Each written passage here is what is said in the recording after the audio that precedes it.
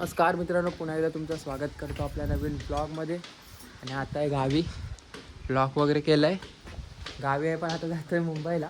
खास करून मी आलेलो आईबाबांना घ्यायला. बाबा गेलेत पुढे, आईने आताच लावलं आहे घराला लॉक. बॅग वगैरे घेतली आहे आम्ही, आणि आई काठीला पोहते आणि ही वाली काठी घेऊन जाणार आहे. आता ते निघतो, आता लेट होतं आहे, 8 वाजून गेलेत. आमच्या गावची रिक्षा ती जाईल 5ला. सगळं जातो लवकर. चला आता तुम्ही आमच्यासोबत बघा कोकण ते मुंबई प्रवास, बघा कसा होतोय आईसोबत आणि बाबांसोबत. चल चल. ये. वाव. कुठं आहे ती, दिसत नाही. चल चल. आणि नागप काका जमीन करतायत, जमीन.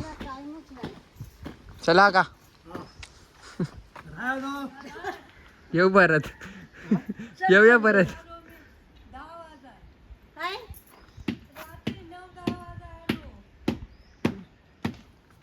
चला चल रिक्षा चाल, रिक्षा जातो. मित्रांनो, निघतो आम्ही, लेट होईल नाही तर. आई भेटते तिच्या गावच्या मैत्रिणीला. चल, आई येईल हळूहळू. रिक्षा पण आहे तिकडे, बघा तिथे रिक्षा आहे. बाबा पण गेले तिकडेच. जाऊया आपण. भात कापून झाला तरी पण त्याला परत नवीन भात उगवलं. कारण पाऊस खूप लेटपर्यंत होता यावर्षी, त्यामुळे परत हे भात आलं आहे. आणि कुठे कुठे पोसावलं पण आहे भात. बघा प्रत्येक महिन्यामध्ये तसं झालं आहे. जाऊया सकाळ सकाळी, वातावरण मस्त वाटतंय गावचं एकदम. आणि आई मला वाटतं त्या खालच्या वाटेने येते बघा.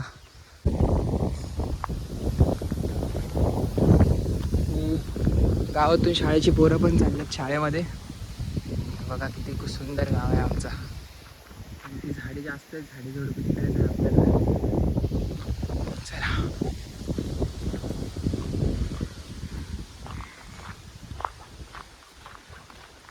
ते बघा आई त्या वाटेने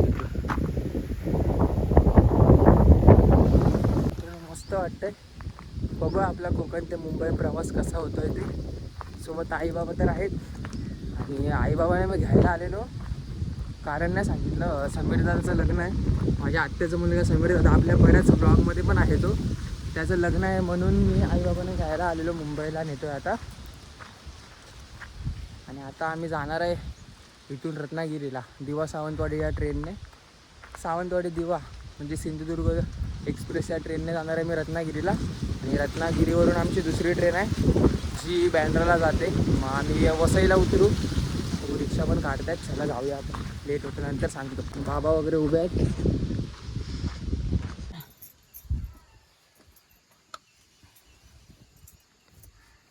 कशाला मुंबईला जाया कंटाळा येतो. अरे मी पण गेलो होतो मुंबईला, कंटाळलो. लग्न आहे, बायच्या पोरग्याचं लग्न आहे म्हणून जातो.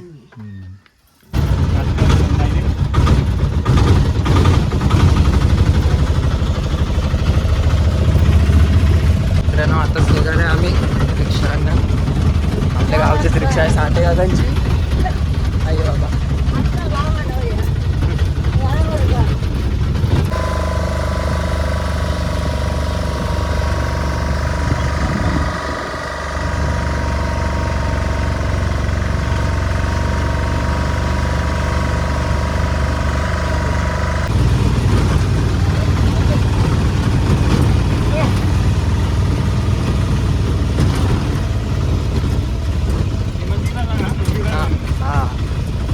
हे बघा, डोंगरकर बाबा. आमच्या गावातील कोण पण रिक्षावाले वगैरे येतात, तिथेच पाया पडतात, हॉर्न वगैरे वाजवतात. तो पण आता हे काका पण इथे थांबल्यात, अगरबत्ती वगैरे लावतील. हे बघा, म्हणजे इथून येणारा प्रत्येक माणूस, इथून येणारा पाचलवरून येणारा इथे थांबतोच. डोंगरकर बाबा आहे. आता काका पण इथे अगरबत्ती लावतील. हे बघा, तुम्हाला जाऊन दाखवतो. इथे किती अगरबत्त्या वगैरे लावून झालेल्या आहे. पुढे वगैरे पण ठेवले ते बघा.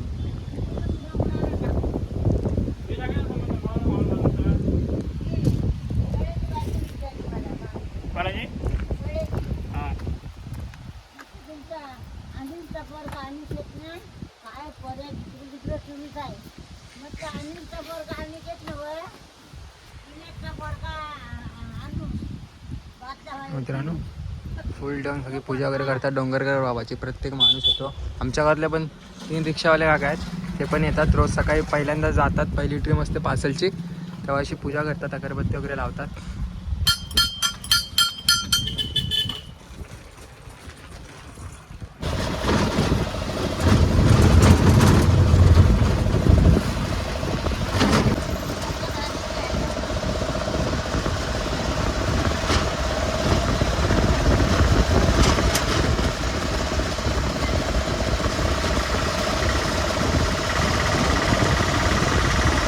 मित्रांनो, आता मी एस पकडली आहे पाचलवरून विलवड्याला जाणारी. जाते राजापूरला, पण अगोदर ती विलवडे स्टेशनवरून जातो. हे बघा तिकीट वगैरे काढले आता. पाचल ते विलवडे.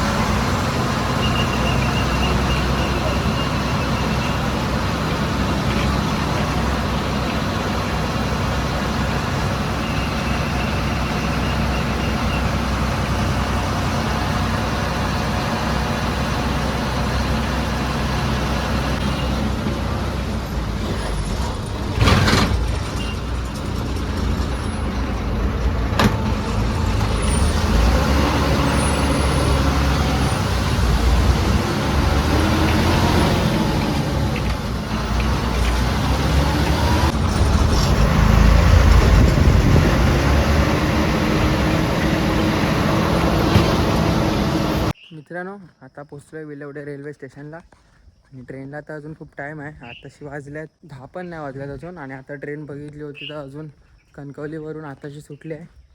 इकडचं टायमिंग लेटच दाखवतं, तरी 11 सव्वा 11पर्यंतचं दाखवत आहे. तर बघू कधी येते ट्रेन.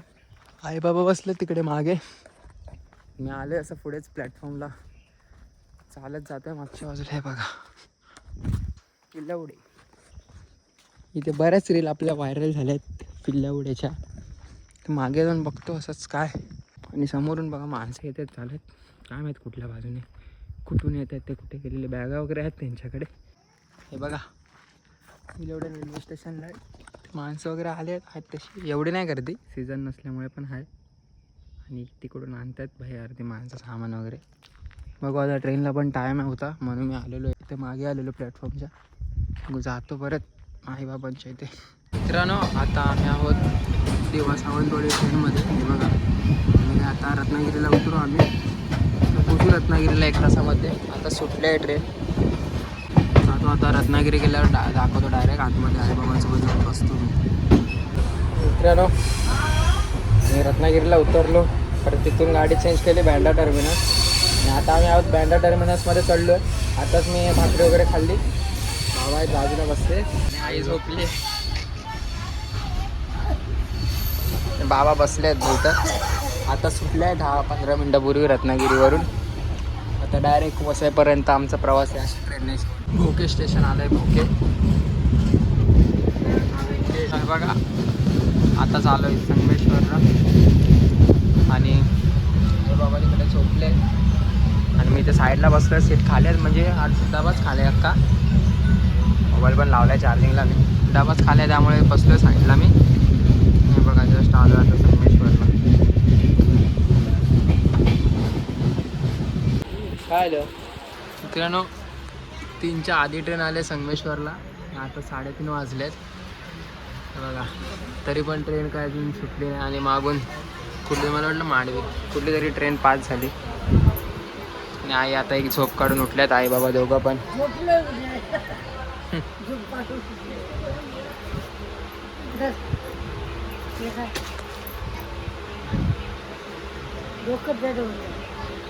मित्रांनो, आता 3:30 वाजून गेले आहेत. आणि आत्ता सुटले ट्रेन इकडून. आत्ताशी जस्ट आहे बघा, अर्ध्या तासाची जास्त थांबलेली त्या ट्रेन. बाई आई बाबा पण कंटाळले. काय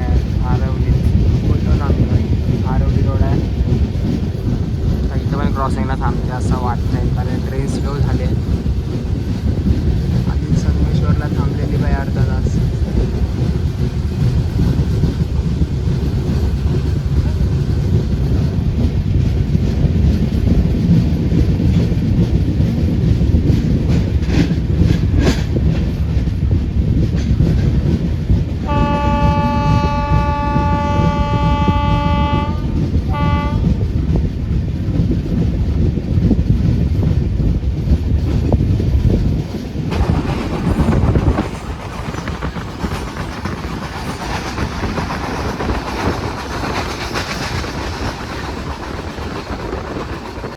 मित्रांनो पोचलोय आता जस्ट चिपळूणला.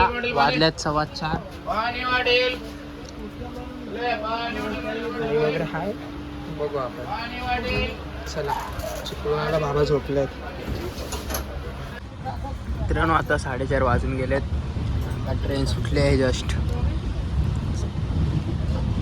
आणि बाबा खात्यात भाकरी. बाबांना लागले भूक.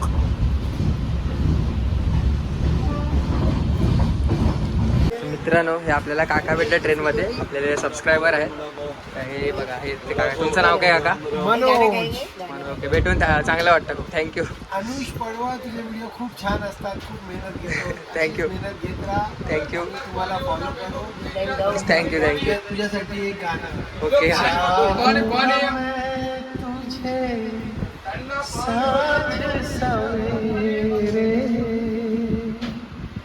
फिर भी कभी नाम को तेरे आवाज मैं न दूंगा. चल ऑल द बेस्ट. थँक्यू काका थँक्यू. भेटून चांगलं वाटलं. चला. आई मस्त थकली आहे. ट्रेनमध्ये थंडी लागत होती म्हणून स्वेटर वगैरे घातलं आईने. तुम्ही आता फक्त मजा बघा. माझे काका पण घरी आलेत. आता त्याचे मुके बिके कसे.